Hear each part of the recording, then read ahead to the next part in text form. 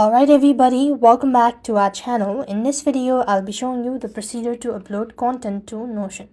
In order to upload content to Notion, you could either drag and drop the file directly into a page. You could also use the plus icon that appears on a new line. So now you want to open a Notion application and then go ahead and open up a new chat. Let's see, this is the one. Next, tap on the three dot icon on this page and then you want to go ahead and click on add cover. As soon as you click on add cover, you want to click on upload, select upload file and select either you want to take a photo, open gallery, or maybe capture video. Whatever is convenient for you, you go ahead and click on it. So I'm just going to simply upload this. Alright, so this is going to be the uploaded file. Now you just have to select it and it's just going to take a while in order to upload it completely.